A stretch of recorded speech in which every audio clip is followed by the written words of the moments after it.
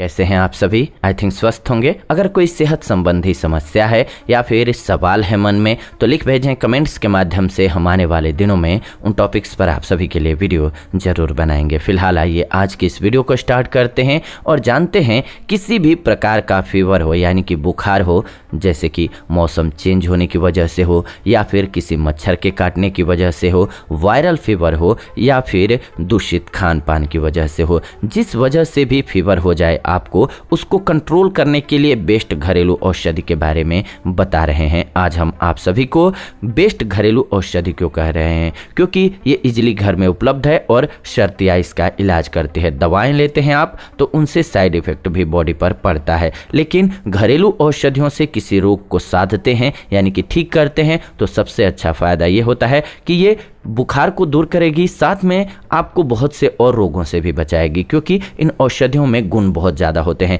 आइए ज़्यादा देर न करते हुए जानते हैं क्विकली कि आपको क्या क्या सामग्री चाहिए होगी किसी भी प्रकार का फीवर है उसको दूर करने के लिए। तुलसी के ताजे पत्ते चाहिए होंगे, काली मिर्च और मिश्री की आवश्यकता होगी। क्या करना है, तुलसी के ताजे 6 पत्ते लेने हैं, काली मिर्च और मिश्री दोनों 10-10 ग्राम ले लीजिए। इन तीनों चीज़ों को पानी के साथ पीस करके घोल बना लेना है आपको, और जो व्यक्ति बीमार है उसको पिला देना है। कितना भी पुराना बुखार हो, कुछ दिन यह प्रयोग करने से हमेशा के लिए दूर हो जाएगा। अच्छा, सबसे अच्छी बात इसकी ये है कि कोई दवा ले रहे हैं बुखार की तो उसके साथ भी इसका सेवन कर सकते हैं, या फिर एक टाइम ये ले लीजिए और या तो चिरायता पी लीजिए, या फिर उससे भी एक बेस्ट औषधि है बुखार के लिए, वो है गिलोय। इसका सेवन कर लीजिए, आपको कैसा भी फीवर हो, बुखार हो, वो झट से गायब हो जाएगा। तो ये आज की वीडियो रही। ये वीडियो आप सभी देख रहे थे आयुर्वेदिक उपचार चैनल के माध्यम से। ऐसी ही नई वीडियोज के लिए चैनल को सब्सक्राइब करके बेल नोटिफिकेशन को ऑन कर लें,